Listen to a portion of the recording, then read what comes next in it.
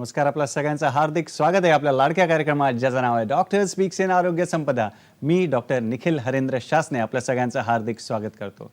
मित्रांनो, कार्यक्रमाचा शुभारंभ करूया आपण श्री समर्थ रामदास स्वामींच्या एका श्लोकाने। श्री ग्रंथ दासबोध यातला हा श्लोक आहे। श्लोक असा आहे, जयासी नाही आत्मज्ञान, जयासी नाही आत्मज्ञान, हे मुख्य बद्धाचे लक्षण, हे मुख्य बद्धाचे लक्षण। तीर्थ व्रत दान पुण्य, तीर्थ व्रत दान पुण्य, काहीच नाही, काहीच नाही। बोला जय जय रघुवीर समर्थ श्रीराम। बरोबर मित्रांनो, बद्ध जो जीव आहे तो कामिनी कांचन याच्यामध्ये गुरफटलेला असतो, म्हणजेच द्रव्याच्या पाठी किंवा विषय भोगाच्या मागे आसक्त झालेला असतो। तर त्यामुळे परमार्थ म्हणा, परमेश्वर म्हणा आणि हरी म्हणा चुकतो। मित्रांनो, श्लोकामध्ये बद्ध हा शब्द आलेला आहे। तर आपले जे जाणकार मित्र आहेत त्यांनी आजचा आपला विषय ओळखलाच असेल। आजचा आपला विषय आहे बद्धकोष्ठता जागरूकता महिना। बरोबर, बद्धकोष्ठता जागरूकता महिना जो आपण साजरा करतो 1 ते 31 डिसेंबर। मित्रांनो, आणि या महत्त्वपूर्ण विषयावर आपल्याला मार्गदर्शन करायला मुंबईचं जे आयुर्वेद महाविद्यालय आहे, सायन शिव मुंबई येथील रोग निदान आणि विकृती विज्ञान विभाग यातील विभाग प्रमुख आणि सहयोगी प्राध्यापक डॉक्टर अरुण दुधमल आपल्यासोबत आहेत। नमस्कार सर, आपलं स्वागत आहे कार्यक्रमात। नमस्कार। नमस्कार मित्रांनो, सरांचा परिचय तुमच्याशी करून देतो। डॉक्टर अरुण दुधमल, आपण विभाग प्रमुख आहात, सहयोगी प्राध्यापक आहात, रोग निदान व विकृती विज्ञान विभाग आयुर्वेद महाविद्यालय सायन म्हणजेच शिव मुंबई येथे। शिक्षणाविषयी सांगायचं झालं तर आपण आपलं BMS शासकीय आयुर्वेद महाविद्यालय धाराशिव येथून केले। पुढे आपण MD केलं रोग निदान या विषयात शासकीय आयुर्वेद महाविद्यालय नांदेड येथून आपण केलं। आपल्या गाठीशी 22 वर्षाहून अधिक असा वैद्यकीय अध्यापनाचा अनुभव आपल्या गाठीशी आहे। आपण पदवी, पदव्युत्तर आणि PhDच्या विद्यार्थ्यांना शिकवता, अध्यापन करता आणि मार्गदर्शन देखील करता। आपण महाराष्ट्र आरोग्य विज्ञान विद्यापीठ नाशिक म्हणजेच MUHS नाशिक येथे आयुर्वेद शाखेत जे अभ्यास मंडळ आहे, अभ्यास मंडळाचे सदस्य आहेत, म्हणजेच बोर्ड ऑफ स्टडीजचे मेंबर देखील आहात, सदस्य आहात। आपण लेखक देखील आहात। आपण 10पेक्षा अधिक ई-बुक लिहिलेली आहेत, प्रकाशित केलेली आहेत। शिवाय आपण राष्ट्रीय आणि आंतरराष्ट्रीय पातळीवर शोध निबंध देखील प्रकाशित केलेले आहेत। आणि नुकताच आपल्याला राष्ट्रीय पातळीवरचा जो रोग निदान या विषयात उत्कृष्ट अध्यापक हा पुरस्काराने देखील आपला सन्मान झालेला आहे। तर असे बहुगुणी असे आपले आजचे पाहुणे आहेत। तर मित्रांनो, कार्यक्रम आपला आहे, आम्हाला तुम्ही खूप आवडता, यामुळेच मनामध्ये कुठलीही शंका ठेवायची नाही आहे। विना संकोच आम्हाला तुम्ही दूरध्वनी करायचा आहे। आणि त्याच्यासाठी आमचे जे फोन नंबर आहेत ते या प्रकारे आहेत। नंबर आहे 022 मुंबईचा STD कोड, पुढे नंबर आहे 24908050 24988050। बरोबर, पुन्हा एकदा मी नंबर सांगतो तुम्हाला, 022 मुंबईचा STD कोड, 24908050 24988050। आणि मित्रांनो, नेहमीचीच आग्रहाची विनंती, जेव्हा तुमचा फोन जोडला जाईल तेव्हा आपला दूरदर्शन संचाचा आवाज एकदम कमी करायचा आहे, बंद केला तर उत्तम, जेणेकरून तुमचा जो आवाज आहे तो आम्हाला स्पष्ट आणि थेट ऐकायला येईल। नंबर 2, आपला प्रश्न सलग विचारायचा आहे। नंबर 3, विषयाला अनुरूप असाच आपल्याला प्रश्न विचारायचा आहे। तर शुभस्य शीघ्रम कार्यक्रमाचा श्रीगणेश करूया। डॉक्टर अरुण, तुमच्याकडे वळतो आणि पहिला प्रश्न असा आहे, आपण हा जो बद्धकोष्ठता जनजागृती मोहीम डिसेंबर महिन्यात का करतो त्याविषयी आम्हाला सांगा, आणि बद्धकोष्ठता म्हणजे नक्की काय ते देखील आम्हाला सांगा। नमस्कार, मी डॉक्टर अरुण दुधमल, सहयोगी प्राध्यापक व विभाग प्रमुख आयुर्वेद महाविद्यालय शिव येथे कार्यरत आहे। सध्या जागतिक पातळीवरती लाईफस्टाईल डिसऑर्डर्स जे आहेत त्यांचं प्रमाण जे आहे ते पूर्ण मोठ्या प्रमाणात वाढलेलं आहे। जे जीवनशैली आपली बदललेली असते त्याचे परिणाम स्वरूपात वेगवेगळे आजार जे आहेत ते शरीरामध्ये निर्माण होत असतात। त्यामध्येच मुख्यतः आपले अन्न व स्रोत जे आहे, पाचन प्रणाली जी आहे, त्याचे डायजेस्टिव्ह सिस्टीमचेही मोठ्या प्रमाणात डिसीज जे आहेत, व्याधी ज्या आहेत ते आपल्याला निर्माण झालेले दिसून येतात। आणि डायजेस्टिव्ह सिस्टीम किंवा पाचन प्रणाली जी आहे तिच्यामध्ये उत्पन्न होणारा हा बद्धकोष्ठता एक लक्षण स्वरूपात असणारा आणि व्याधी स्वरूपात असणारा हा व्याधी आहे, लक्षण पण आहे. आणि लाईफस्टाईल किंवा जीवनशैलीजन्य विकार जे आहेत त्यामध्ये आपण सहज बदलाव करू शकतो आणि त्यावरती आपल्याला विजय प्राप्त करतात. त्यामुळे जागतिक पातळीवरती जनजागृती म्हणजे डॉक्टरकडे न जाता देखील आपल्याला या माध्यमातून आपले स्वतःचे उपचार स्वतः करता येतात. त्यासाठी जनजागृतीच्या माध्यमातून हा बद्धकोष्ठता महिना जो डिसेंबर महिना आहे तो साजरा किंवा आयोजित केला जात आहे. जागतिक स्तरावरती जर बघितलं लोकसंख्येच्या प्रमाणानुसार बघितलं तर सुमारे 20% लोकांमध्ये आपल्याला बद्धकोष्ठता हे लक्षण जे आहे ते दिसून येतं आणि मुलांच्या बाबतीत जर बघितलं तर जवळपास 29.6 म्हणजे 30% प्रमाणात बद्धकोष्ठता हे लक्षण आपल्याला दिसतं. आणि मध्ये जर आपण बघितलं तर पुरुषांच्या सापेक्षतेने वयोवृद्ध महिला ज्या आहेत त्याच्यामध्ये 2 ते 2.5 पट प्रमाणात बद्धकोष्ठता जे लक्षण आहे ते आपल्याला दिसून येतं. आणि भारताचा जर विचार केला तर साधारणतः 22% जनसंख्या जी आहे त्याच्या 22% प्रमाणामध्ये आपल्याला बद्धकोष्ठता हे लक्षण जे आहे ते निर्माण झालेल्या लोकांमध्ये दिसून येतं. आणि त्याचा जर त्याहीमध्ये विचार केला तर बद्धकोष्ठतेमुळे गंभीर लक्षणं जी आहेत ती निर्माण होण्याचंही प्रमाण मोठ्या प्रमाणात जवळपास 59% प्रमाणात जी आहे ते गंभीर लक्षणं जी आहेत ती निर्माण झालेली दिसून येतात. आणि काही विशिष्ट आजार जे आहेत ते निर्माण होतात त्यामध्ये देखील 27% प्रमाणात जे आहे ते बद्धकोष्ठतासारखं लक्षण जे आहे ते निर्माण झालेलं दिसतंय. आणि दुसरी गोष्ट म्हणजे या पद्धतीने लक्षणाची व्याप्ती जी आहे ती मोठ्या प्रमाणात आहे. वेगवेगळ्या व्याधीमध्ये असेल किंवा स्वतंत्र स्वरूपात असेल जे फंक्शनल वगैरे म्हणतो आपण त्या पद्धतीने बद्धकोष्ठता हे लक्षण हे मोठ्या प्रमाणात आपल्याला लोकसंख्येच्या प्रमाणात जर दिसून येते. त्याशिवाय दुसरा एक इम्पॅक्ट असा आहे की जेव्हा एखादं लक्षण निर्माण होतं किंवा एखादा व्याधी निर्माण होतो त्यावेळेस त्या औषधी घेतली जातात, विकत घेतली जातात, परचेस केली जातात. तर बद्धकोष्ठतेच्या बाबतीत आपण जर विचार केला तर मोठ्या प्रमाणात OTC मेडिसिन्स म्हणजे ओव्हर टू काउंटर मेडिसिन या पद्धतीचे परचेस करण्याचं प्रमाण जे आहे ते मोठ्या प्रमाणात आहे. आणि याचं मार्केट जे आहे ते $1 मिलियन $7.67 मिलियन मध्ये जागतिक स्तरावरती आपल्याला दिसून येतं. आणि याशिवाय आपण जर बघितलं तर हा चार्ट जर बघितला तुम्ही तर या चार्टमध्ये बद्धकोष्ठतेसाठी जे वापरले जाणारे खास करून लॅक्झेटिव्ह औषधं जी आहेत ती 2030 म्हणजे हळूहळू 23 पासून जर बघितलं तर 30 पर्यंतचा ग्राफ जो आहे तो वाढलेला दिसतो. म्हणजे हे लक्षण जे आहे ते आपल्या बदललेल्या जीवनशैलीमध्ये मोठ्या प्रमाणात वाढत जाताना दिसून येते. म्हणून मध्ये जनजागृती करण्यासाठी दूरदर्शनच्या माध्यमातून लोकांमध्ये जनजागृती व्हावी यासाठी हा कार्यक्रम आयोजित केला. याबद्दल मी धन्यवाद देतो. फारच छान डॉक्टर अरुण सरांनी आपल्याला महत्त्वपूर्ण अशी आकडेवारी सांगितलेली आहे. आणि बद्धकोष्ठता म्हणजेच कॉन्स्टिपेशनवर आपली चर्चा सुरू आहे आणि आयुर्वेद विषयी आपल्याला जवळीक वाटतेच. वैद्यकीय शाखेमध्ये आयुर्वेद आपल्याला फार जवळचं असं वाटतं. तर आपण सुरुवातीला जे नॉर्मल काय आहे ते समजून घेण्याचा प्रयत्न करूया सरांकडून. सर, शरीरामध्ये मल निर्माण कसा होतो आणि त्याचं निस्सारण कसं होतं त्याविषयी आम्हाला आणि आमच्या मित्रांना सांगा. ॲक्च्युली बद्धकोष्ठता जो व्याधी आहे म्हणजे व्याधी लक्षण स्वरूपात आहे किंवा व्याधी स्वरूपात आहे या दोन्ही गोष्टी जर आपला आयुर्वेद जे आहे तर जवळपास 2500 वर्षापूर्वीची आयुर्वेदाची परंपरा भारतीय संस्कृतीला लाभलेली आहे. आणि आयुर्वेदाच्या माध्यमातून जागतिक स्तरावरती आपल्याला बघायला मिळतं की मोठ्या प्रमाणात ग्लोबलायझेशनमुळे आयुष विभागानेच केंद्र सरकारच्या आयुष विभागाने आपल्याला G20च्या माध्यमातून गुजरातमध्ये आयुष सेंटर जे आहे ते त्या ठिकाणी उभारलेलं आहे. आणि म्हणून आपल्याला कुठल्याही बाबतीत व्याधींचा विचार करताना आयुर्वेदाचा विचार हा क्रमपात ठरतो. या बद्दल बघितलं तर बद्धकोष्ठता जे लक्षण आहे ते आयुर्वेदामध्ये वेगवेगळ्या व्याधींमध्ये निर्माण झालेलं दिसून येतं. त्याशिवाय स्वतंत्र स्वरूपात जरा आपण माधवनिदानाचा अजीर्ण प्रकरण जे बघितलं आमच्या संहिता ग्रंथ जे आहे त्यामध्ये अजीर्णादी प्रकरणामध्ये देखील बद्धकोष्ठताबद्दल विचार जास्त प्रकर्षाने मांडलेला दिसून येतो. तर मुख्यतः याचं जर लक्षण जर बघितलं तर यामध्ये विबंध एक शब्द आहे. बद्धकोष्ठता जो आपण बोली भाषेमध्ये बोलतो परंतु आयुर्वेदामध्ये हा शब्द जो आहे तो मुख्यतः अनाहस्तु विबंध स्यात. यामध्ये विबंध एक लक्षण आहे की ज्याला आपण मलावरोध किंवा मलावष्टंभ असं म्हणतो.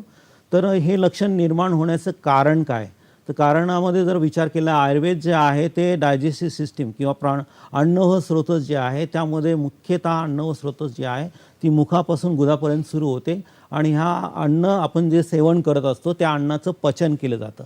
तर पाचन करण्यासाठी आयुर्वेदिक संकल्पनेनुसार अग्नी हा आवश्यक असतो आणि अग्निमांद्य जर निर्माण झाला, अग्नी जर मंद झाला तर त्या ठिकाणी तो आहाराचं सेवन केलेल्या आहाराचं पचन करू शकत नाही आणि त्यामुळे अपचित असा जो अन्न रस किंवा आहार रस जो राहतो त्याला आयुर्वेदामध्ये आम संकल्पना दिलेली आहे. आणि यामध्ये जर बघितलं तर विबंध किंवा मलावरोधामध्ये आम स्वरूपाची संप्राप्ती जी आहे ती निर्माण झालेली दिसून येते आणि म्हणून सर्व व्याधींचं मुख्य कारण आयुर्वेद जेव्हा विचार करतं त्यावेळेस आपल्याला दिसून येतं की रोगा हा सर्व्यापी मंदाग्नो.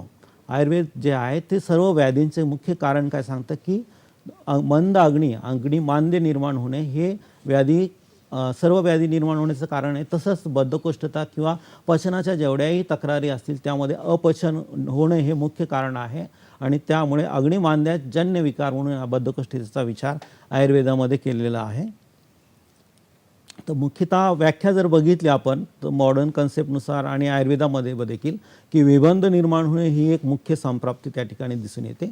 परंतु आपण जर बघितलं डेफिनेशन, स्टँडर्ड डेफिनेशन जर बघितली मुख्य तर फ्रिक्वेन्सी, क्वालिटी आणि क्वांटिटी या तिन्ही गोष्टी त्या ठिकाणी हॅम्पर्ड होतात, त्यामध्ये विकृती निर्माण होते. साधारणतः फ्रिक्वेन्सी जर बघितली तर ती फ्युअर होते, लेस दॅन 3 टाइम्स अ वीक, म्हणजे आठवड्यातून 3पेक्षा कमी प्रमाणात देखील आपल्याला बद्धकोष्ठतेमध्ये मलप्रवृत्ती जी आहे ती निर्माण झालेली होत नाही. म्हणजे मलप्रवृत्ती जी आहे ती आठवड्यामध्ये 3पेक्षा कमी प्रमाणात किंवा 3 या पद्धतीने प्रवृत्ती जी निर्माण होताना दिसून येते. त्याशिवाय मलाचं स्वरूप स्टूल जे आहे ते ड्राय आणि हार्ड होतं, मुख्यतः कठोर स्वरूपाचं किंवा कोरड्या स्वरूपाचं, कारण यातला द्रवांश जो आहे तो शोषला जातो मलनिर्मितीमध्ये आणि त्यामुळे मल निर्माण जे झालेला आहे तो कठीण अशा स्वरूपाचा निर्माण होतो आणि त्याशिवाय तो कमी प्रमाणात देखील निर्माण होतो. तर ह्या गोष्टी ज्या आहेत त्या आयुर्वेदामध्ये वायूच्या प्रकोपामुळे निर्माण झालेल्या सांगितलेल्या आहेत. कोरडा होणे किंवा कठोर होणे किंवा कमी प्रमाणात मलप्रवृत्ती निर्माण होतं, ही एक बद्धकोष्ठतेची किंवा मलावष्टंभाची साधारणपणे व्याख्या केलेली आपल्याला दिसून येते.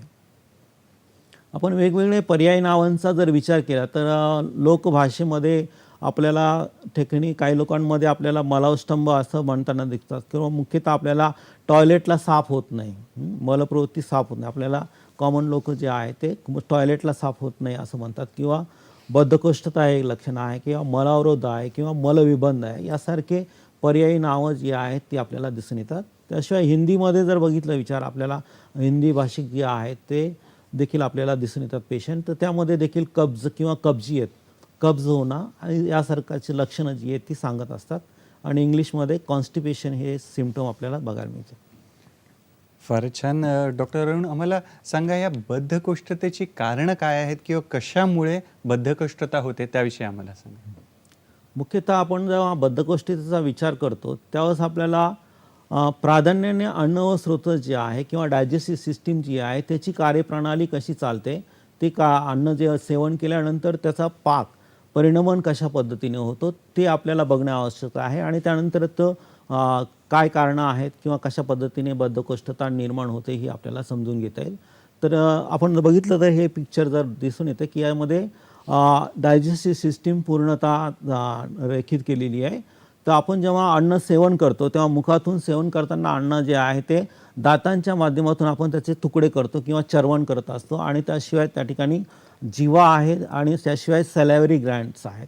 या सॅलिव्हरी ग्लँड्समधून देखील त्या ठिकाणी स्राव जे आहे ते त्या अन्नामध्ये स्रावित केले जातात आणि ते अन्न जे आहे ते पुढे अन्ननलिकेच्या माध्यमातून पुढे आपल्या आमाशयामध्ये किंवा स्टमकमध्ये येत असतं. तर हे फॉर्म झालेलं अन्न ज्याला बुल्लस म्हटलं जातं, हे अन्न जे आहे ते आमाशयामध्ये आल्यानंतर त्या ठिकाणी आमाशयामध्ये पाचक स्राव आहेत, खास करून हायड्रोक्लोरिक ॲसिडसारखे HCl सारखे स्राव जे आहेत किंवा म्युकॉइड स्राव आहेत की त्यांच्या माध्यमातून अन्नाला अजून पाचन करण्याचं काम जे आहे ते आमाशयामध्ये होतं. पुढे जर गेलं आपण बघितलं तर पुढे लघुआंत्र आणि बृहदांत्र म्हणजे छोट्या आतड्या आणि मोठं आतड्या असे 2 आतड्या आपल्या शरीरामध्ये आहेत. जवळपास या अन्न व स्रोतसाची लांबी जर बघितली आपण तर ही लांबी आपल्याला 9 मीटर आहे. शरीरामध्ये 9 मीटर मोठ्या प्रमाणात, एवढ्या मोठ्या प्रमाणात हे अन्न व स्रोतच आपल्या उदरामध्ये समाविष्ट केलेलं आहे निसर्गाने. तर यामध्ये जे आहे ते अन्नाचं जेव्हा आमाशयामधून अन्न पुढे जातं तेव्हा लघ्वांत्रामध्ये येतं, ज्याचे वेगवेगळे नावं आहेत, ते जास्त घेत नाही. परंतु लघ्वांत्रामध्ये आलेलं अन्न जे आहे त्यामध्ये अग्न्याशय किंवा पँक्रियाज आणि लिव्हरमधला बाईल हे जो आहे दोन्हीही त्या ठिकाणी मिक्स होतात आणि त्या अन्नाचं परत चांगल्या पद्धतीने फॅट, प्रोटीन्स आणि कार्बोहायड्रेट्स हे जे 3 घटक मुख्यतः आहेत अन्नामध्ये आणि काही मिनरल्स असतील, व्हिटॅमिन्स असतील, तर त्या सगळ्यांचं परिणमन जे आहे ते मुख्यतः लघ्वांत्रामध्ये मोठ्या प्रमाणात होतं आणि त्यामध्ये जवळपास 90% द्रवांश जो आहे लघ्वांत्रामधून त्या ठिकाणी द्रवांश जो आपल्या अन्नात जे सेवन केलेलं आहे त्याचा द्रवांश जो आहे तो शोषला जातो, तो काढून घेतला जातो लघ्वांत्राच्या माध्यमातून आणि पुढे लघ्वांत्रातून हे अन्न जे आहे ते बृहदांत्रात किंवा लार्ज कोलॉनमध्ये त्या ठिकाणी जातं आणि त्यामध्येच त्यापासून मल निर्मितीची प्रक्रिया जी आहे ते पुढे पुढे सुरू होते. तर हे जे अन्न जे आहे त्याचं शोषणाचं काम या ठिकाणी द्रव अंश शोषणाचं काम या ठिकाणी मंद गतीने होत असतं. परंतु काही विकृती जेव्हा होत असते त्यावेळेस हे द्रवांश जे आहे ते मोठ्या प्रमाणात लघ्वांतरात शिवाय बृहदांत्र जे लार्ज इंटेस्टाईन आहे त्यामध्ये शोषले जातात आणि त्याच्या परिणाम स्वरूपात जे आहे ते अन्न जे आहे ते गाठी जे मल जो आहे तो गाठी स्वरूप निर्माण होतात. तसं शेवटी जे आहे ते आपण बघितलं असेल तर या ठिकाणी आपलं रेक्टम आहे, रेक्टममध्ये हा मल संचित होत असतो आणि तो ॲनसच्या माध्यमातून आपण त्याचं निस्सरण करत असतो. या पद्धतीने ही फिजिओलॉजिकल कन्सेप्ट जो आहे म्हणजे आपल्या शरीरातली जी एक प्रक्रिया आहे पचनाची या पद्धतीने होत असते आणि जेव्हा ही प्रक्रिया शेवटच्या टोकामध्ये म्हणजे सिकमपासून रेक्टममध्ये आणि या डिसेंडिंग कोलॉन किंवा ट्रान्सव्हर्स कोलॉन्स यामध्ये जेव्हा हे मल जे आहे म्हणजे पाचित अन्न जे आहे ते येतं त्यावेळेस त्या ठिकाणचा द्रवांश जो आहे तो शोषला जातो आणि त्यामुळे त्या ठिकाणी मल जो आहे तो ग्रथित किंवा हार्ड स्टोनी स्ट्रक्चरचा फॉर्म होत असतो. तर डॉक्टर साहेबांनी आपल्याला पचनाची जी प्रक्रिया आहे ती सहज आणि सोप्या भाषेमध्येच समजावून सांगितलेली आहे. डॉक्टर साहेब आता आम्हाला सांगा की कारणाविषयी सांगितलं तुम्ही, तर लक्षणं पण सांगा की आम्ही कसं ओळखायचं की बाबा याला बद्धकोष्ठता म्हणतात किंवा कशा प्रकारे ओळखावं त्याविषयी देखील सांगा. कारणं आणि लक्षणं जी आहेत ते आपण थोडक्यात बघूया. तर कारणामध्ये जर बघितलं आपण तर अन्न स्रोत दृष्टी आयुर्वेदामध्ये 13 प्रकारचे स्रोत सांगितले. जसं मॉडर्नमध्ये सिस्टमिक एक्झामिनेशनचा पार्ट जसा असतो किंवा सिस्टीम वाईज जसं व्याधी सांगितलेले आहेत त्याच पद्धतीने आयुर्वेद देखील सिस्टीम वाईज व्याधींचा अभ्यास करत असतं आणि आयुर्वेदामध्ये वेगवेगळे स्रोत जे सांगितलेले आहेत त्यामध्ये अन्न व स्रोतस एक महत्त्वाचं स्रोतस आहे की ज्यामध्ये हा विकार आपल्याला बघायला मिळतो. मुख्यतः यामध्ये अतिमात्रस्य अकालेच्या ऐतस्य भोजनात अतिशय सुंदर रीतीने आयुर्वेदामध्ये आपल्याला अन्न व स्रोत दृष्टीची कारणं म्हणजे अन्न व स्रोतस म्हणजे आपल्या डायजेस्टिव्ह सिस्टीम कशा पद्धतीने दुष्ट होतं त्याची कारणं सांगितले. तर अतिमात्रस्य या ठिकाणी अति प्रमाणात जर आहार सेवन केला असेल, अकाल अर्थात जेवणाची वेळ टळून गेलेली आहे अशा वेळेस आपण जर अन्न सेवन केलं असेल किंवा अहितकर आहार विहार जर सेवन केला असेल तर त्या कारणामुळे अन्न व स्रोतस हे पाचन प्रणाली जी आहे ती बिघडत असते आणि वैगुण्यात पावक असते. पावक शब्द आलेला या ठिकाणी पावक हा अग्नीचा किंवा जाठराग्नीचा पर्यायी शब्द आहे की ज्यामध्ये डायजेस्टिव्ह फायर ज्याला म्हणत असतो. तर ही जी अग्निमांद्याची प्रक्रिया आहे ती जर झाली तर आपलं अन्न व स्रोतस पूर्णतः बिघडतं आणि यामध्ये बघितलं असेल तर तुम्ही अकाल भोजन अवेळे भोजन करणे हे कॉन्स्टिपेशनचं कारण जे आहे ते त्या ठिकाणी आपल्याला मुख्यतः दिसून येत असतं. त्याशिवाय संधारणात आपण जर बघितलं संधारण म्हणजे वेग संधारण ज्या आपल्याला नॅचरल अर्ज ज्या आहेत युरिन स्टूलच्या ह्या नॅचरल अर्ज येत असतात आणि त्या वेळेवरच आपण त्या हे करायला पाहिजे, निस्सारण करायला पाहिजे, इव्हॅक्युएट करायला पाहिजे. तर तशी प्रक्रिया नाही होत. आपण काही वेळेस कामामध्ये असतो किंवा काही कारणास्तव आपण नॅचरल अर्ज ज्या आहेत त्या करत नाही आणि त्यावेळेस तो वेग विदारण केला जातो आणि हा एक महत्त्वाचा हेतू त्या ठिकाणी दिसून येतो की वेग विदारण केल्यामुळे देखील आपल्याला वर्चवाहिनी अर्थात ही पुरुष व स्रोतस जे आहे ते दुष्ट झालेलं दिसून येतं. वेगवेगळी कारणं जी आहेत ती मोठ्या प्रमाणात आपल्याला बघायला मिळतात की अनेक प्रकारची कारणं जी आहेत ती डायजेस्टिव्ह सिस्टीम जेव्हा दुष्ट होते त्यावेळेस जी कारणं आहेत तीच सगळी आपल्याला मुख्यतः बद्धकोष्ठतेची देखील कारणं म्हणून आपल्याला गृहीत धरता येतात किंवा त्यामुळे देखील होतं. तर मुख्यतः आस्य सुखम स्वप्न सुखम हा बद्धकोष्ठचा जो विकार आहे तो जीवनशैली आपली बदललेली आहे त्यामुळे निर्माण होणारा विकार किंवा लक्षण आहे. म्हणून आयुर्वेदामध्ये आस्य सुखम स्वप्न सुखम ददिनी हा प्रमेयासारख्या व्याधीमध्ये सांगितलेला हेतू देखील या ठिकाणी आपल्याला दिसून येतो. आणि प्रमेय डायबिटीस मेलायटिस ज्याला म्हणतो आपण, त्या डायबिटीसमध्ये देखील आपल्याला बद्धकोष्ठचं सारखं लक्षण जे आहे ते दिसत असतं. अनिद्रा, कमी प्रमाणात निद्रा घेणे किंवा अकाल भोजन करणे किंवा कमी प्रमाणात अन्नाचं सेवन करणे किंवा अजिबात अन्न न सेवन करणे, वेगांचं विदारण करणे, कमी प्रमाणात पाणी पिणे हे एक मुख्य कारण आहे की आपण कमी प्रमाणात पाणी पितो. 3 लिटरच्या आसपास पाणी प्यायला पाहिजे, तेवढं पित नाही. किंवा अति मद्यपान करणे जे लिव्हर आपलं डॅमेज करतं, त्यामुळे देखील आपल्याला बद्धकोष्ठचं सारखं लक्षण दिसून येतं. याशिवाय एक महत्त्वाचं कारण जे आहे ते मलप्रवृत्तीच्या समयी आपण जे आसन ग्रहण करत असतो ते आसन जर प्रॉपर नसेल, प्रॉपर इरेक्ट पोझिशनमध्ये आपण जर मलप्रवृत्ती जर करत नसेल तर त्यामुळे देखील आपल्याला अनेक मलास्तंभ जो आहे तो दिसून येतो. आणि ह्यामध्ये जास्तीत जास्त 10 मिनिट, फक्त 10 मिनिटात मॅक्झिमम टाईम जर मलप्रवृत्तीसाठी 10 मिनिटं सांगितले. 10 मिनिटापेक्षा जास्त प्रमाणात जर तुम्हाला टॉयलेटमध्ये जात असाल तर त्यावेळेस तुम्ही समजून घ्या की तुम्हाला बद्धकोष्ठतेचा आजार जडलेला आहे. आणि मेंटल कंडिशन्स देखील या प्रकारची औषधी आपण जर काही आजारी असो आणि त्यामुळे औषधी काही सेवन करत असो, त्या औषधांचे देखील परिणाम म्हणून आपल्याला बद्धकोष्ठतासारखं लक्षण जे आहे ते निर्माण झालेलं दिसतं. त्यामध्ये कोडिन आहे, अँटासिड, खास करून आपण ह्या डायजेस्टिव्ह सिस्टीममध्ये उत्पन्न होणारा डिसीज जो आम्लपित्त आहे किंवा ॲसिडिटी ज्याला म्हणतो आपण, आणि त्या ॲसिडिटीसाठी मोठ्या प्रमाणात अँटासिड जे आहेत ते सेवन केले जातात. ते असे अँटासिड जेव्हा सेवन केले जातात त्यामुळे कॉन्स्टिपेशनचा त्रास हा उत्पन्न होतो आणि त्यामुळे परत डायजेस्टिव्ह सिस्टीम खराब होत असते. अँटी कन्व्हर्जंट आहेत, अँटीडिप्ट आहेत, डायरेटिक द्रव्य जे आहेत म्हणजे मूत्रल किंवा मूत्र जास्त प्रमाणात निर्माण करणे. मूत्र जास्त प्रमाणात निर्माण झालं तर शरीरातून द्रव जे आहे ते बाहेर पडतं आणि त्यामुळे मलाला जे ड्रायनेस निर्माण होतं असं.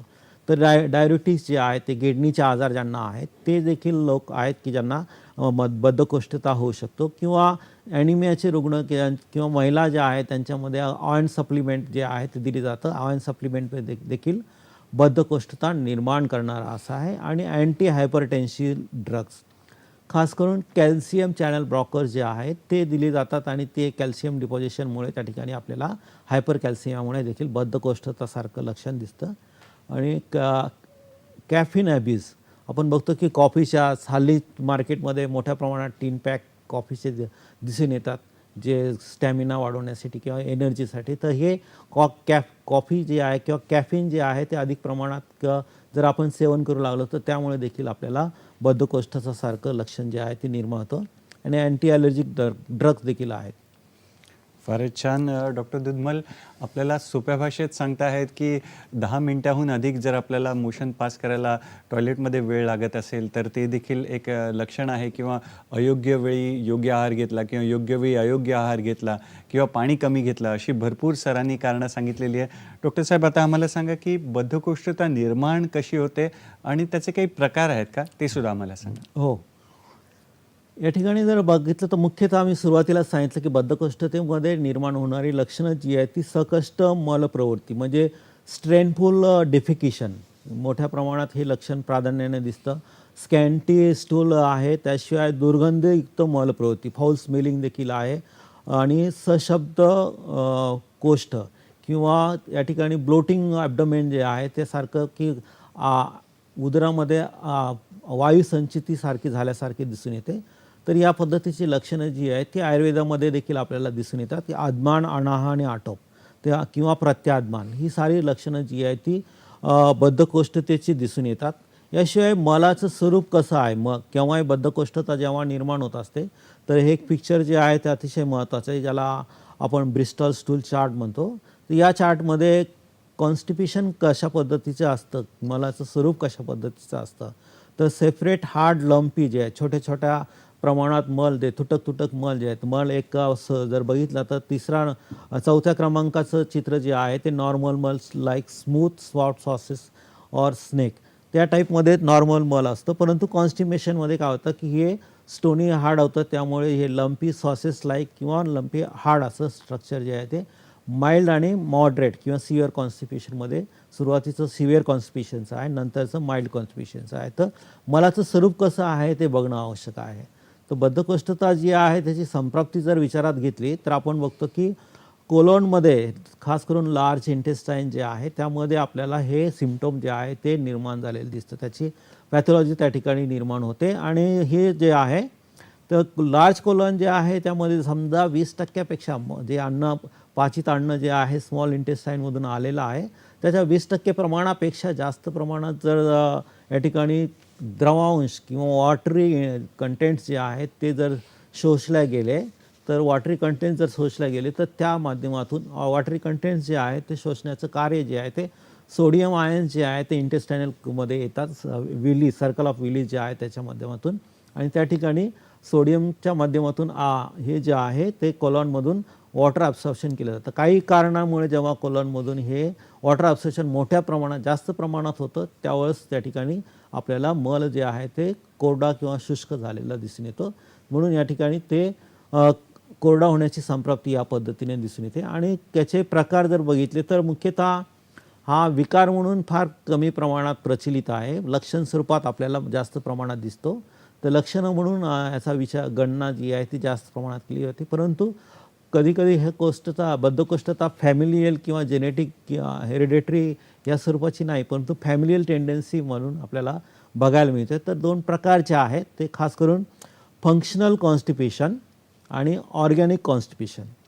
ऑर्गॅनिक म्हणजे डिसीज काही असेल त्या डिसीजच्या परिणाम स्वरूपात हे लक्षण निर्माण झालेलं असेल, किंवा आपल्या जे फंक्शनल कॉन्स्टिपेशन आपल्याला मोठ्या प्रमाणात दिसून येतं, जे आपली बदललेली जीवनशैली जी आहे त्याच्या कारणांमुळे आपल्या आहार विहारातील बदल जे आहे तर त्याच्यामुळे निर्माण झालेलं दिसतं. तर डायटरी हॅबिट्स आपल्या जे आहेत ते प्रॉपर नाहीत, आपण वेळेवर जेवण करत नाही किंवा सकस आहार किंवा हाय फायबर डाएट जे आहे ते आपल्या डाएटमध्ये आपल्या आहारामध्ये पालेभाज्यांचं सेवन आपण करत नाही. तर असे काही कारणं आहेत की ज्याच्यामुळे डायटरी हॅबिटच्या आपल्या बदललेल्या आहेत, किंवा जे आपण फास्ट फूड वगैरे घेतो तर त्याच्यामुळे होणारा जो आहे तो फंक्शनल आहे, किंवा लॅक ऑफ एक्झरसाइज.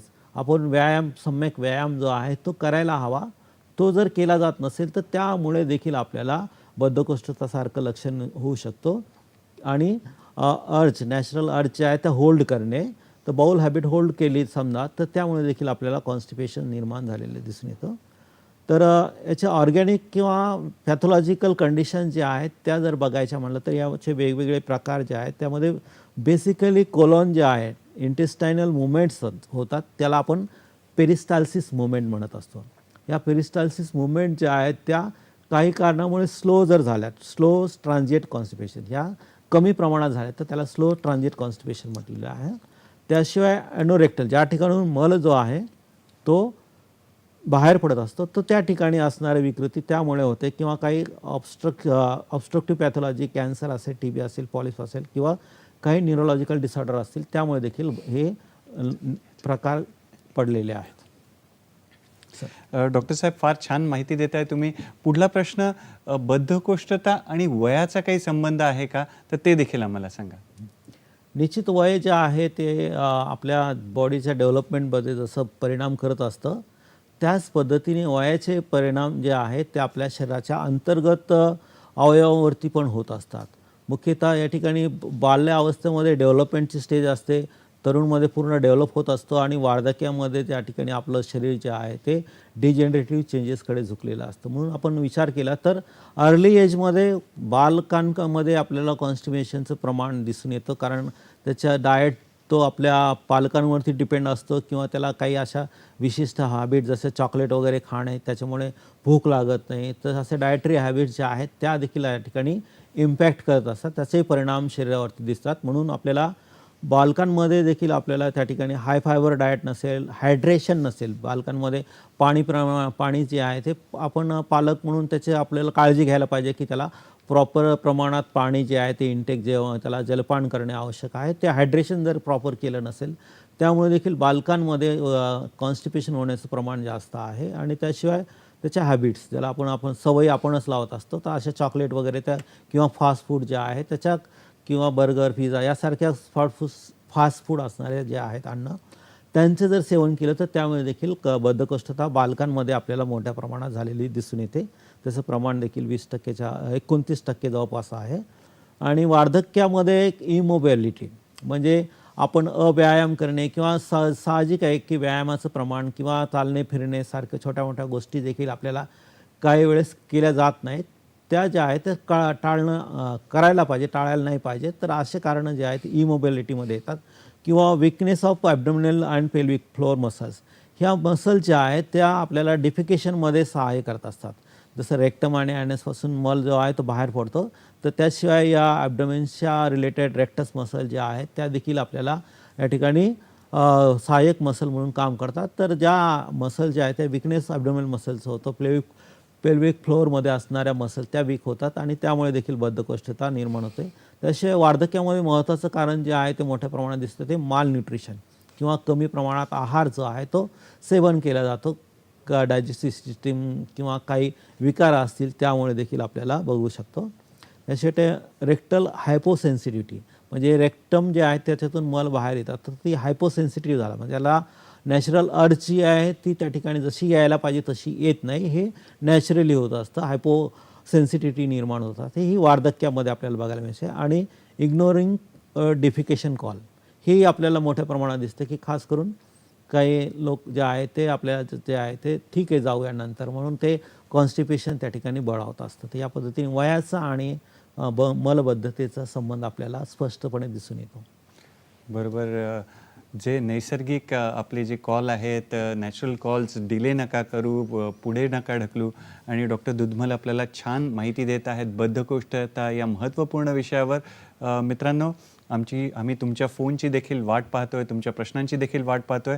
मित्रांनो, इथे मला श्री समर्थ रामदास स्वामींनी लिहिलेला एक श्लोक आठवतो. श्लोक असा आहे, जागृती स्वप्न रात्री दिवस, जागृती स्वप्न रात्री दिवस, ऐसा लागला विषय ध्यास, ऐसा लागला विषय ध्यास, नाही क्षणाचा अवकाश, नाही क्षणाचा अवकाश, या नावबद्ध, या नावबद्ध. मित्रांनो, वेळ झाली एका छोट्याशा विश्रांतीची. पाहत राहा आपला लाडका कार्यक्रम ज्याचं नाव आहे डॉक्टर स्पीक्स इन आरोग्य संपदा, फक्त आणि फक्त सह्याद्री वाहिनीवर. प्रत्येक घरासाठी, घरातल्या प्रत्येकासाठी.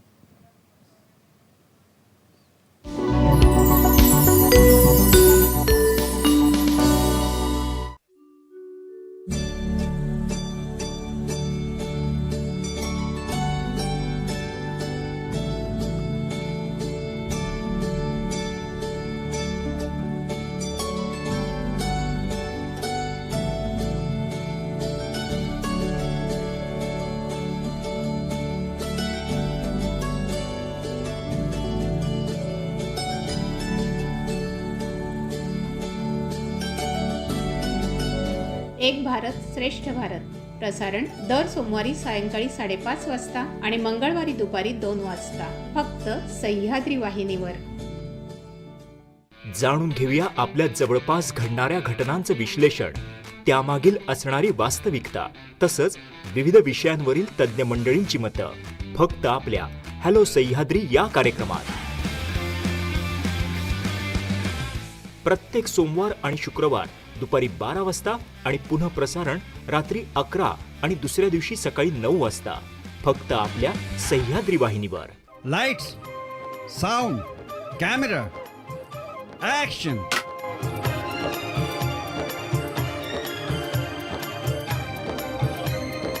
तराने पुराणे सोमवार ते शुक्रवार सकाळी 8 वाजता, सोमवार ते गुरुवार सायंकाळी 5 वाजता आणि रात्रो 10:30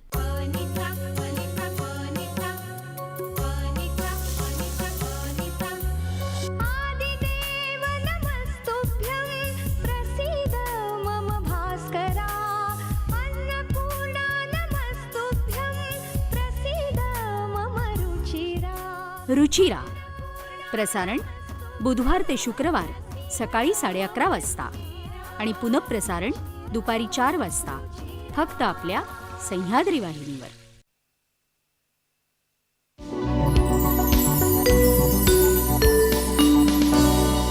विश्रांतीनंतर पुन्हा एकदा आपलं स्वागत आहे आपल्या लाडक्या कार्यक्रमात ज्याचं नाव आहे डॉक्टर स्पीक्स इन आरोग्य संपदा. आणि मित्रांनो, आज आपण बद्धकोष्ठता जनजागृती महिना या विषयावर चर्चा करतोय, जो की आपण 1 ते 31 डिसेंबर या कालावधीत साजरा करतो. तर आणि या विषयावर मार्गदर्शन करायला आपल्याला डॉक्टर अरुण दुधमल आपल्यासोबत आहेत, जे की विभाग प्रमुख आहेत आणि सहयोगी प्राध्यापक आहेत रोग निदान व विकृती विज्ञान विभाग, आयुर्वेद महाविद्यालय शीव सायन मुंबई येथील. तर डॉक्टर साहेब, पुढला प्रश्न असा आहे की स्त्रियांमध्ये आणि पुरुषांमध्ये बद्धकोष्ठताविषयी काही प्रमाणाविषयी आम्हाला सांगा, किंवा काय संबंध आहे त्याविषयी आम्हाला सांगा.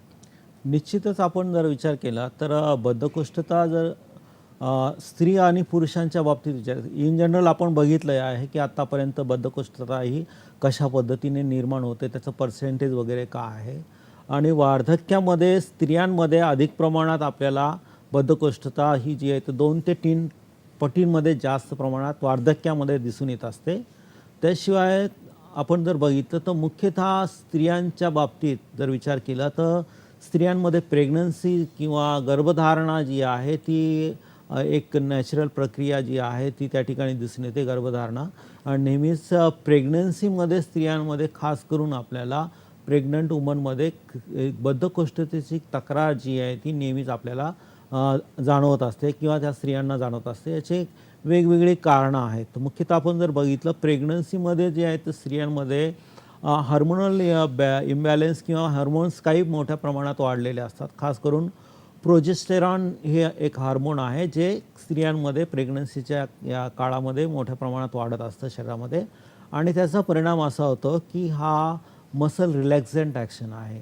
आणि मसल रिलॅक्स करल्यामुळे या ठिकाणी ॲब्डोमिनल मसल जे आहेत त्या रिलॅक्स होतात आणि त्यामुळे जितकं या ठिकाणी एफर्ट्स द्यायला हवेत मलप्रवृत्तीसाठी तेवढे मलप्रवृत्तीसाठी एफर्ट्स किंवा हे जे आहे ते दिले जात नाहीत. आणि त्यामुळे मसल रिलॅक्स झाल्यामुळे प्रोजेस्टेरॉनच्या परिणाम स्वरूपात त्या ठिकाणी आपल्याला बद्धकोष्ठता स्त्रियांमध्ये निर्माण झालेली दिसते. त्याशिवाय जेव्हा प्रेग्नन्सी येते त्यावेळेस सोबतच त्याला सप्लिमेंटरी डाएट म्हणून आपण बघतो की ऑइल सप्लिमेंट किंवा कॅल्शियम सप्लिमेंट जे आहेत ते दिले जातात. असे जे औषधे जी आहेत ती सेवन केल्यामुळे देखील कॉन्स्टिपेशन किंवा बद्धकोष्ठता जी आहे ती या प्रेग्नंट वुमनमध्ये खास करून निर्माण झालेली दिसते. आणि दुसरं कारण जे आहे ते युटराईन प्रेशर, युटरस जे आहे त्याचं प्रेशर सिम्पटम म्हणून, कारण युटरस आपण जर बघितलं तर small intestine, large intestine, uterus, rectum हे सगळे अवयव हे ॲब्डोमेनमध्ये कोष्ठांगामध्येच त्या ठिकाणी आहेत. आणि त्यामुळे जसं जसं युटरसची हाईट वाढत जाईल तसं तसं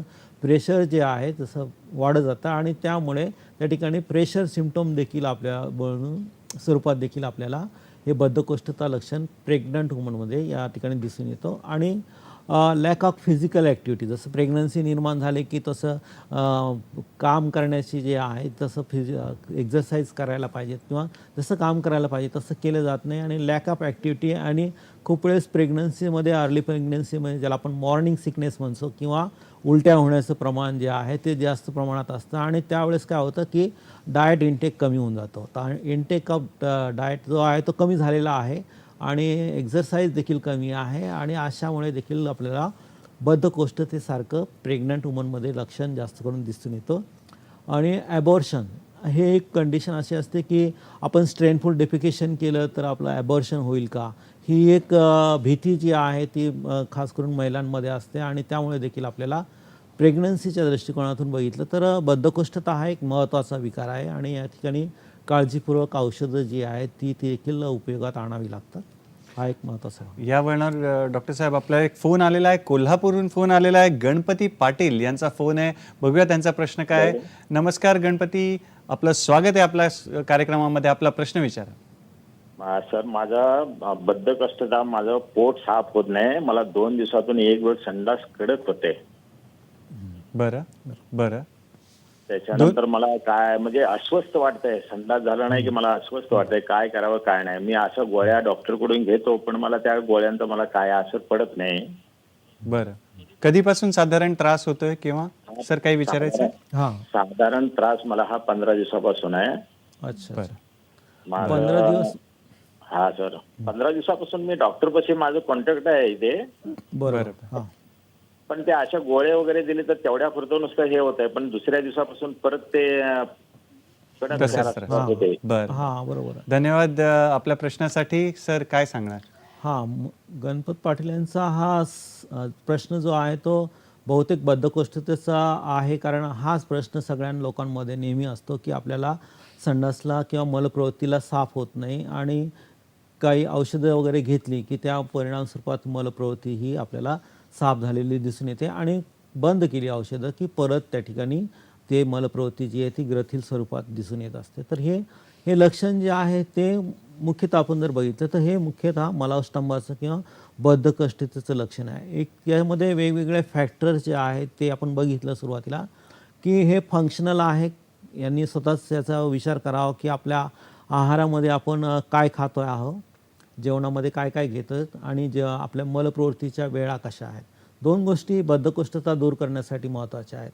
एकतर त्यांनी आहारामध्ये पालेभाज्यांचं सेवन, फळांचं सेवन किंवा कंदमुळे जे आहेत त्यांचं जर सेवन केलं तर त्या ठिकाणी अन्न जे आहे ते मल जो आहे तर जास्त प्रमाणात निर्माण फायबर डाएट ज्याला म्हणतो आपण ते घेतलं तर मल जो आहे तो चांगल्या प्रमाणात निर्माण होईल आणि मल निर्माण झाला तर मलाची प्रवृत्ती जी आहे सेन्स जो आहे तो देखील त्या ठिकाणी निर्माण होतो.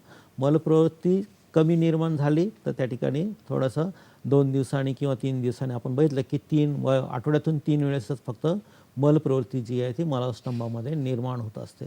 तर यांनी स्वतःचं डाएट करेक्शन करावं किंवा फिजिकल एक्झरसाइज किंवा व्यायाम वगैरे काही करत असेल त्या करत असतील तर ते चांगलीच गोष्ट आहे. नसेल करत तर त्यांनी ते करावं. आणि दुसरं त्यांना त्यांचं वय वगैरे आपण विचारलं नाही, वयानुसार त्यांना काही व्याधी आहेत का त्याचाही विचार करावा लागेल. काही व्याधी जर असतील, खास करून डायबिटीस असेल किंवा BP असेल किंवा कुठले व्याधी घेत असतील तर त्यामुळे देखील त्या ठिकाणी ड्रग्स काही चालू असेल तर त्यामुळे ते देखील ड्रग त्या ठिकाणी साईड इफेक्ट म्हणून बद्धकोष्ठता निर्माण करतात. या सगळ्यांच्या गोष्टींचा त्यांनी विचार करायला हवा. फारच छान. डॉक्टर दुधमल आपल्याला छान मार्गदर्शन करतायत. डॉक्टर साहेब, बद्धकोष्ठतेसाठी कुठल्या तपासण्या कराव्या, तपासण्या केल्यावर आपल्याला काय आढळेल ते देखील आम्हाला सांगा. निश्चितच या ठिकाणी बद्धकोष्ठता जर विचारात घेतली तर आपण लक्षण स्वरूपात त्याचा विचार करत असतो आणि त्याच्यासाठी काही इन्व्हेस्टिगेशन्स करायला जायला पाहिजे अशी संकल्पना म्हणजे असा विचारही माणसाच्या मनामध्ये सहसा येत नाही. मी बघितलं की कॉन्स्टिपेशन ज्यांना आहे ते डॉक्टरकडे जातात, काहीतरी औषधं घेतात जसं आपण आता बघितलं की आणि त्यानंतर ते रिकरन्स जो आहे किंवा रिसायकल ज्याला म्हणू शकतो आपण की ही घटना पुढे घडतच राहते, म्हणजे त्याला तसं सॅटिस्फॅक्शन कधी मिळत नाही. आणि मग नंतर एक अशी वेळ येते की त्यावेळेस त्याला वाटतं की आपण डॉक्टरांकडे जाऊन, कारण आपण बघितलं की OTC किंवा ओव्हर टू काउंटर मेडिकलमध्ये जाऊन संडास साफ होत नाही काहीतरी औषध द्या असे म्हणणारे भरपूर आपल्याला रुग्ण बघायला मिळतात. खास करून डॉक्टरकडे जाऊन बद्धकोष्ठतासाठी विरेचन औषधं किंवा लॅक्झिटी औषधं घेणारे लोक कमी प्रमाणात आहेत.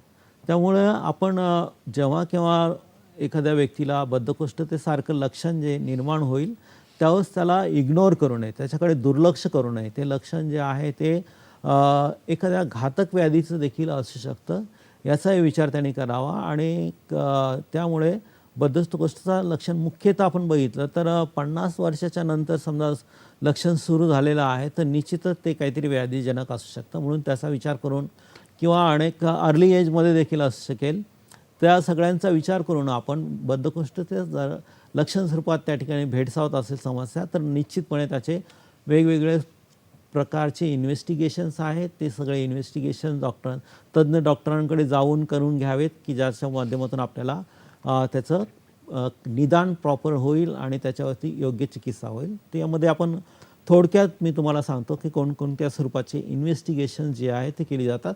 एक तर रक्ताच्या तपासण्यामध्ये एक CBCSR कॉमन आहे. त्याशिवाय किडनी फंक्शन, वृक्काचे काही विकार आहेत का ते बघणं आवश्यक. डायबिटीस असेल तर ब्लड शुगर टेक करायला पाहिजे.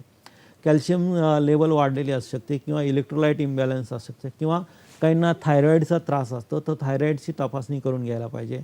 याशिवाय रेडिओलॉजिकली एक्सरे वगैरे काढले जातात, त्यामध्ये प्लेन ॲब्डोमिनल एक्सरे केला जातो की त्याच्या माध्यमातून किंवा बेरियम एनिमा जो आहे ते एनिमा देऊन देखील त्या ठिकाणी CT किंवा MRI सारखे टेस्ट जे आहेत त्या केले जातात. किंवा आजच्या काळामध्ये सिग्माडोस्कोपी, डायरेक्ट आंत्र जे आहे ते आपल्याला कोलोनोस्कोपी करून किंवा सिग्माडोस्कोपी करून किंवा रेक्टोस्कोपी करून स्कोपी ज्या आहेत अशा नळ्या ज्या आहेत त्या पास करून त्या ठिकाणी केले जातात. याशिवाय जे स्टूल निर्माण होणारं आहे तर स्टूलाचं परीक्षण, ज्या मलाचं परीक्षण देखील करणं आवश्यक आहे.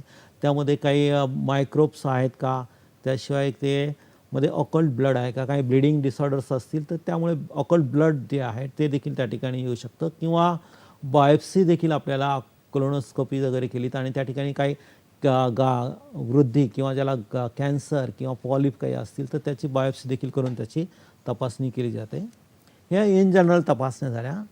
स्पेसिफिक कोलन जेव्हा कॉन्स्टिपेशन निर्माण होतं आणि ते रूल आउटच होत नाही, त्याच्यामध्ये काही कारणं समजतच नाही, तर त्यावेळेस अशा वेळेस आपल्याला बद्धकोष्ठतेसाठी स्पेसिफिक किंवा स्पेशल इन्व्हेस्टिगेशन्स देखील सांगितलेले आहेत. त्यामध्ये कोलन ट्रान्झिट टेस्ट आहे, अॅनोरेक्टल मॅनोमेट्री आहे, बलून एक्सपल्जन टेस्ट आहे आणि MRI टेफोग्राफी आहे. तर अशासारखे जे आहेत टेस्ट आहेत, या एक 2-3 स्लाईड आपण 15 सेकंदात बघूयात.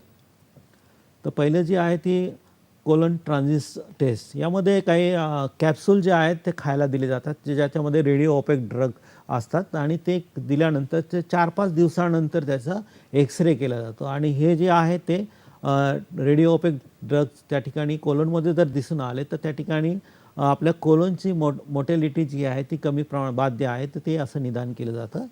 दुसरी स्लाईड जर बघितली आपण तर या ठिकाणी मॅनोमेट्रिक कोलनमध्ये आपल्या ॲनसमधून एक बलून जो आहे तो म्हणजे स्पिग्मोमीटर सारखा या ठिकाणी असतो, तो पास केला जातो. तो इन्फ्लेट करून त्या ठिकाणी त्याचं प्रेशर किती आहे आपल्या रेक्टमचं ते या ठिकाणी मोजलं जातं. त्याशिवाय दुसरं जे आहे ते एक बलून पास केला जातो या ठिकाणी.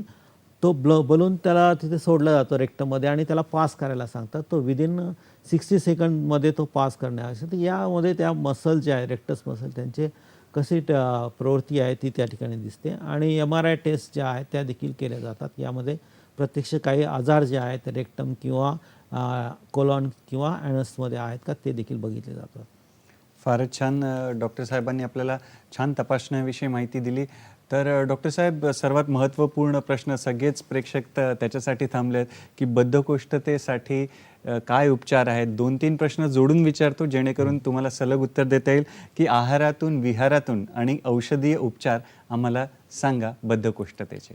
हां, बद्धकोष्ठतेवर उपचार जे आहेत ते मोठ्या प्रमाणात केले जातात. म्हणजे आपण सुरुवातीलाच बघितलं की रुग्ण स्वतःहूनही उपचार करत असतो, पण शक्यतो रुग्णाने स्वतःहून उपचार करू नये, कारण या व्याधीचे परिणाम जे आहेत ते घातक स्वरूपात शरीरामध्ये निर्माण होऊ शकतात. खास करून फिकल इम्पॅक्शन, ज्याला गुदगत अवरोध म्हणतो, आणि अशा वेळेस त्याची क्रिटिकल कंडिशन निर्माण होऊ शकते. गोदातून तो मल बाहेरच पडत नाही आणि त्यामुळे त्या ठिकाणी त्याला हॉस्पिटलायझेशनची देखील ॲक्यूट ॲब्डोमेन निर्माण झाल्यामुळे हॉस्पिटलायझेशनची देखील आवश्यकता पडू शकते. म्हणून जेव्हा केव्हा उपचार करायचे ते तज्ज्ञ डॉक्टरच्या माध्यमातूनच करणं आवश्यक आहे. साधारणतः या ठिकाणी आपण जर बघितलं तर उपद्रव स्वरूपात काही व्याधी आहेत ते आपण इग्नोर करणं आवश्यक, म्हणजे इग्नोर करू नयेत की हे सारखे व्याधी जे आहेत ते आपल्याला खास करून कॉन्स्टिपेशनमुळे निर्माण झालेले दिसतात. त्यामध्ये फिशरी नॅनो, आपल्या ज्या ॲनस आहे त्या ठिकाणी अल्सर निर्माण होतं. एक रेष जी आहे, एक चीर जी आहे ती पडत असते. हे एक कॉमन आपल्याला व्याधी जो आहे ज्याला फिशरी नॅनो म्हटलेला आहे किंवा परिकर्तिका आयुर्वेदामध्ये म्हटलेला आहे. त्याशिवाय इन्फ्लमेटरी कंडिशनमुळे हिमोरॉइड्स किंवा पाईल्ससारखे विकार जे आहेत ते देखील कॉन्स्टिपेशनमुळे निर्माण होतात. त्याशिवाय स्ट्रेनफुल डिफिकेशन जे आहे त्यामुळं पाईल्स वगैरे झाले तर त्यामुळे रेक्टल ब्लिडिंग जी आहे किंवा पॉलिप वगैरे असेल तर त्यामुळे रेक्टल ब्लिडिंग जी आहे ती निर्माण झालेली दिसते. आणि मी सुरुवातीला सांगितलेलं फिकल इम्पॅक्शन, ज्याच्यामुळे आपल्याला औषधं जी आहेत ती घेणं आवश्यक आहे. तर आपण नेहमी बघत असतो की बद्धकोष्ठतेसाठी डॉक्टरांकडे जायला पाहिजे किंवा नाही जायला पाहिजे किंवा कशा पद्धतीने उपचार घ्यायला पाहिजे. याचे काही क्रायटेरिया आहेत, याचे काही सिद्धांत आहे की ज्या सिद्धांताच्या माध्यमातून आपण निश्चितपणे डॉक्टरकडे जायला पाहिजे किंवा नाही हे एक महत्त्वाचं आहे. या माध्यमातून आपल्याला जनजागृती जी आहे ती लोकांमध्ये करता येईल की बद्धकोष्ठतेचं जर लक्षण असेल तर तुम्ही हे काही पॉईंट्स आहेत, ही ते स्लाईड बघितली तर लक्षात येईल तुम्हाला की यामध्ये आपण ठरवू शकतो की आपल्याला डॉक्टरकडे जायचं आहे, उपचार घ्यायचं का नाही घ्यायचा. यामध्ये आहारातील बदल जे आहेत केलेले आहेत. कॉन्स्टिपेशन आहे, आपण हाय फायबर डाएट घेत आहे किंवा जसं लॅक्झिटिव्ह घेत आहे, त्यामुळे देखील आपल्याला हे लक्षणं निर्माण प्रतिसाद देत नाही, ते कमी होत नाहीत अशी अवस्था आहे. किंवा फिवर आलेला आहे किंवा रक्तातून रक्त आपल्या मलावाटे पडत आहे, अशक्तपणा वाटतोय, वजन कमी झालेलं आहे किंवा ॲक्यूट ॲब्डोमेन तीव्र आपलं उदरशूल निर्माण झालं आहे, खूप मोठ्या प्रमाणात उलट्या होत आहेत किंवा गॅस जे आहे ते पास करत नाही, म्हणजे त्या ठिकाणी ऑब्स्ट्रक्शन आहे, गॅस पास करू शकत नाही, किंवा 50 वर्षापेक्षा जास्त वय असेल आणि काही लोकांमध्ये कौटुंबिक इतिहास खास करून अंत्राचा कॅन्सर जर असेल तर अशा लोकांना कॉन्स्टिपेशन जर निर्माण झालं असेल तर त्यांनी निश्चित डॉक्टरांकडे जावं आणि उपचार घ्यावेत. थोडंसं विषयाला वळवतो, आपल्याकडे वेळ 5 मिनिटं आहे, तर आम्हाला आहार विहार औषध आणि योग आणि पंचकर्म याचे उपचार आयुर्वेदाविषयीचं नक्कीच थोडक्यात आपण उपचारांबद्दलही बघू. मी उपचार जे आहेत ते आपल्या हा लाईफस्टाईल डिसऑर्डर आहे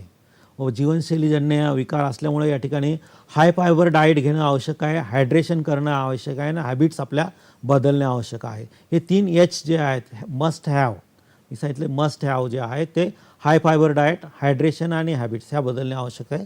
तर वेगवेगळ्या बघूत आपण की आहारामध्ये आपल्यामध्ये विशेषतः पालेभाज्यांचं नित्य सेवन करणे आवश्यक आहे. तर वेगवेगळ्या स्वरूपाच्या मार्केटमध्ये पालेभाज्या, हिरव्या पालेभाज्या आपल्याला मार्केटमध्ये दिसतात, त्या सर्व पालेभाज्या आपण आहारामध्ये नित्य सेवन करणं आवश्यक आहे. त्याशिवाय कंदभाज्या ज्या आहेत बीट, गाजर, रताळे, मुळा, सुरण हे एक चांगलं आहे की याचं सेवन करणे आवश्यक आहे. किंवा कडधान्य जे आहेत मूग, मटकी, हरभरा, वाटाणा यासारखे जे आहेत ते देखील घेऊ शकतो.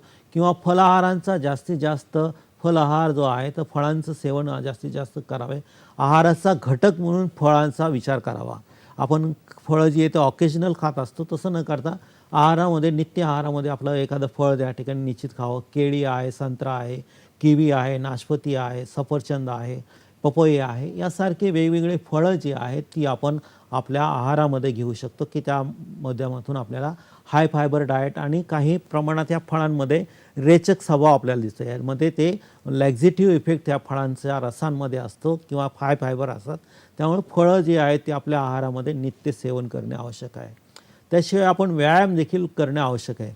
नित्य व्यायाम जर आपण केला, एक्झरसाइज जर केली तर रेक्टस मसल जे आहेत, ॲब्डोमिनल मसल जे आहेत त्यामध्ये त्यांचं आपल्याला बल निर्माण होऊ शकतं. खास करून ब्रिक्स वॉकिंग, आपण मॉर्निंग वॉक करायला जात असतो, वॉक करताना आपण गप्पा मारत जात असतो, तर गप्पा मारत वॉकिंग न करता जोरजोराने धावणे किंवा जोरजोराने चालणे जे आहे, ब्रिक्स वॉकिंग करायला पाहिजे की ज्यामुळे रेक्टस मसल जे आहेत त्यांना स्ट्रेंथन मिळते आणि ब्रिक्स वॉकिंग केली तर आपल्याला निश्चितच मल विबंध जो आहे तो दूर करता येऊ शकतो. त्याशिवाय झोप, निद्रा जी आहे ती अतिशय महत्त्वाची आहे. सम्यक निद्रा जर घेतली, कुठल्याही सुख व्यक्तीचं लक्षण जर म्हणलं तर ते निद्रा आहे आणि वेळेवर निद्रा जर घेतली तर त्या ठिकाणी किंवा चिंता न करणे यासारख्या गोष्टी ज्या आहेत त्यामुळे आपण बद्धकोष्ठता दूर करू शकतो. याशिवाय आपण मेडिसिनचा विचार केला, मी आता ॲलोपॅथिक मेडिसिन या ठिकाणी सांगणार नाही, परंतु आयुर्वेदिक औषधं जी आहेत ती निश्चित जसे त्रिफळा चूर्ण आहे, हरितकी आहे, गंधर्व हरितकी आहे किंवा जयपाळ बीज आहे, पण ते घेऊ नये. सुखसारकोटी आहे, सोनामुखी आहे, एरण तेल आहे, ह्यासारखे काही औषधं जे मार्केटमध्ये इझिली अवेलेबल आहेत ते आपण घेऊ शकतो. त्याशिवाय योग उपचार पद्धती जी आहे अतिशय महत्त्वाची. योगा माध्यमातून आपण आरोग्य आपलं रिएस्टॅब्लिश करू शकतो किंवा चांगलं सुदृढ ठेवू शकतो. म्हणून नित्य व्यायाम आणि योग जे आहे ते आपण करणे आवश्यक आहे. आपला पंतप्रधान नरेंद्र मोदी यांनी योग दिवस आपल्यासाठी जागतिक योग दिवस निर्माण करून दिले आहे आणि या योगाचं महत्त्व जगाला पटवून दिलेलं आहे. त्यामुळे आपण योगावरती देखील आपण जे आहे ते नित्य योगासनं जी आहेत ती केली पाहिजेत. यामध्ये बद्धकोष्ठता जर असेल तर उत्तान पादासन आहे किंवा मलासन आहे, सुप्त पादांगुष्ठ आसन आहे, यासारखे एक स्लाईड जर दाखवली, ही स्लाईड जी आहे त्यामध्ये चित्र दिलेली आहे. तर ह्या प्रकारचे आसन जे आहे ते नौकासन आहे, यासारखे वेगवेगळे आसन जे आहे ते करून आपण यामध्ये हे होऊ शकतो. फारच छान डॉक्टर साहेब, तुम्ही आपल्या व्यस्त पत्रकातून वेळ काढून इथे आलात आणि आजच्या महत्त्वपूर्ण विषयावर आम्हाला मार्गदर्शन केलं. त्यासाठी दूरदर्शनच्या सह्याद्री वाहिनीतर्फे, आमच्या आरोग्य संपदाच्या संपूर्ण संघातर्फे आणि आमच्या श्रोता मित्रांकडून जे आहे त्यांच्याकडून तुम्हाला धन्यवाद आणि पुढील वाटचालीसाठी खूप खूप शुभेच्छा. मित्रांनो, इथेच आपण जय जय रघुवीर समर्थ म्हणूया. पुढील भागामध्ये एक नवीन विषय घेऊन आपल्या भेटीला आम्ही येणारच आहोत. आपल्या लाडक्या कार्यक्रमात ज्याचं नाव आहे डॉक्टर स्पीक्स इन आरोग्य संपदा, फक्त आणि फक्त सह्याद्री वाहिनीवर, प्रत्येक घरासाठी, घरातल्या प्रत्येकासाठी. धन्यवाद. नमस्कार. नमस्कार.